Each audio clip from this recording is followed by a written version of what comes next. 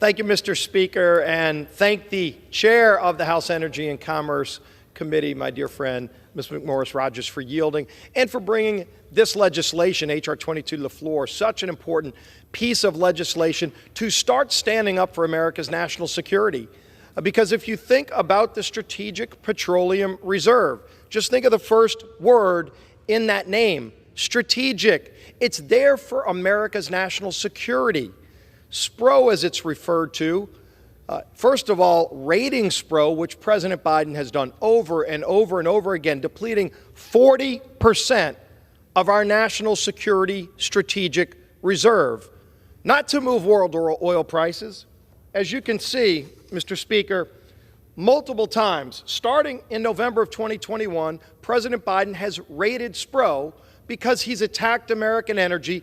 As he attacked American energy, starting on his first day in office, the price of oil and gasoline at the pump subsequently has risen dramatically, crushing middle-class families. So he started feeling the heat.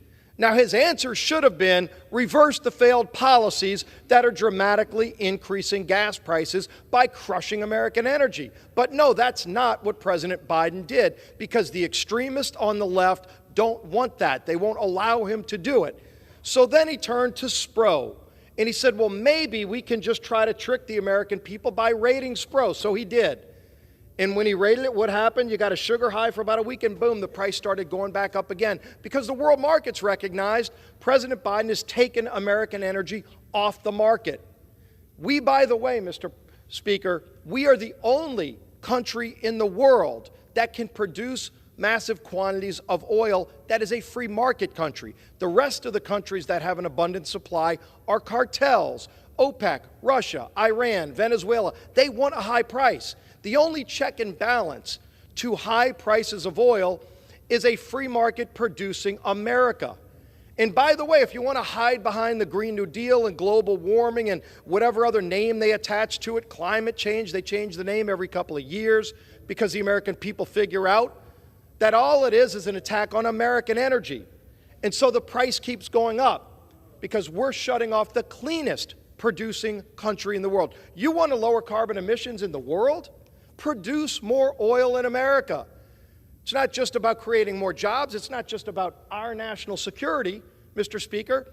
It's about actually reducing global emissions. Because China, as this bill addresses, President Biden selling our strategic reserves to China, China's building about a coal plant a week, a new coal plant every week, dramatically increasing carbon emissions while President Biden shuts down American manufacturing and production, shuts down oil, which, by the way, we were reducing emissions during those times when we were producing energy. So again, over and over again, raided SPRO, raided SPRO, raided SPRO, the price kept going up.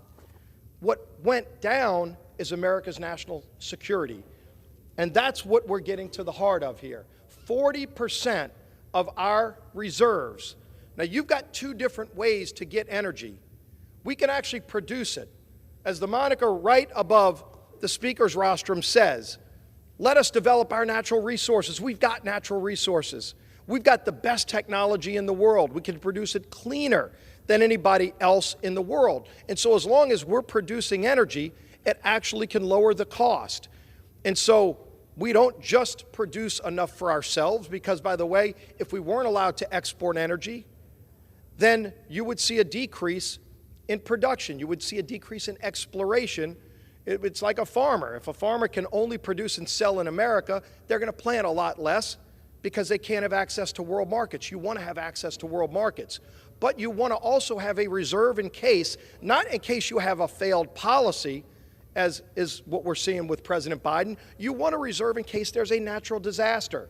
If a hurricane hits the Gulf of Mexico, as we've seen, it actually spikes the price. So you have a brief disruption, and you want a reserve to go and fill that need. If you have some kind of national security emergency, like they did in the 1970s, by the way, when SPRO was created. That's when we created this reserve for our country, when cartels controlled world oil markets, because we didn't have the technology to access like we do today. We didn't have fracking technology. We didn't have the ability to go 5,000 feet in the deep waters of the Gulf of Mexico to find billion-barrel reserves like we do today. And so the cartels controlled everything. Lines at the pump. You had to have an even-numbered license plate to get gasoline on a certain day. That was the 1970s, and so Congress created SPRO for our national security. Mr. Speaker, the House is not in order. Gentleman is correct. The House is not in order. Please take your conversations off the floor. Gentleman may proceed. Thank you. I understand a little history lesson might help people recognize how we got here. It's not by accident that we got here. We should want, as Congress, to be able to work together to fix this problem, to address the fact that prices have gone up, not just for gasoline at the pump. When people are heating their homes in a cold winter, the price shouldn't be that high. And by the way, we were also, by exporting energy, helping our friends around the world so we don't have to be dependent on oil from other places or natural gas. So Putin, as was the case in the buildup to Afghanistan, Putin was making about $700 million a day, Mr. Speaker, selling his oil to America and Europe because President Biden shut off American supply. No reason that should have happened. But that's what got us here. What can get us out? First, let me remind you what else got us here, because they're trying to blame everybody else under the sun. It was Putin's fault. It's the oil company's fault. It's the weather's fault.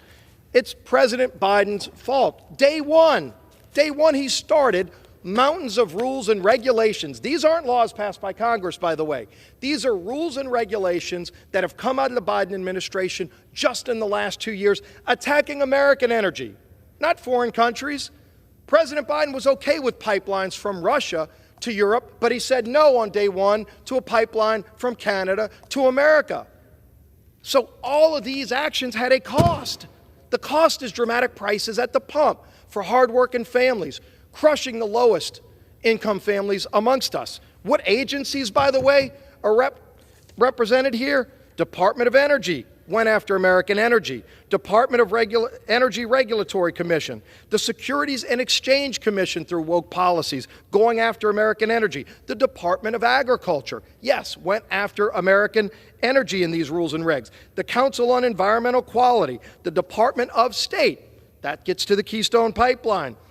The Environmental Protection Agency. The Department of Justice, and yes, the Department of Interior, all represented right here in rules and regulations that crushed American energy, making us more dependent on foreign countries and leading to President Biden raiding our strategic petroleum reserve, 40%, making our country less safe. This foolishness has to end. We can solve this problem.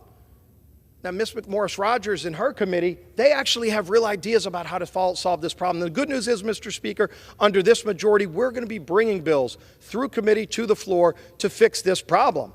Now, on the other side today, you hear them talking about this magic bill. They've got a bill. Boy, if we just killed this bill, because they want to keep selling our strategic reserves to China, 950,000 barrels already that President Biden has sold to China. But they've got some magic answer. My question would be, where was that magic answer 2 years ago, 2 months ago, 2 weeks ago when they were in the majority? They had the House, Senate, and White House, and just, I guess, in the last 2 weeks, they finally figured out the answer, because they surely didn't pass that to the president 2 weeks ago, 2 months ago, or 2 years ago. What they did do is they brought mountains and mountains of regulation to crush American energy. And then Biden gets on a plane, it called Air Force One. We've checked it. There are no solar panels on the wings of Air Force One. It actually uses jet fuel. And he flies to Saudi Arabia and begs Saudi princes to produce more energy because he shut down America's energy production. No leases, no pipelines, no permits. He's done all those things, and it led to higher prices. He didn't have to get on Air Force One and fly thousands of miles back and forth. Who knows what the carbon footprint of that is? I'd love to see the press dig into that, because they love talking about carbon footprints for other things. He didn't have to get on Air Force One at all. He could have picked up the phone and called Port Fourchon in South Louisiana and said, will you produce more energy in America? Cleaner, more efficient, better jobs than anywhere else in the world. He didn't do that. It's time we get smart policies. It's time we have some common sense in our energy policy, so we stop crushing those middle-class families to sell our oil to China, not just our oil, our reserves. This is our piggy bank in case there's a disaster. He's depleted 40% of it, and he'd keep reducing it to mask his failed policies. Let's get the policy right and start fighting for those hardworking families who are suffering because of this. Let's pass this legislation. Let's keep going to work for those families, and I yield back the balance of my time.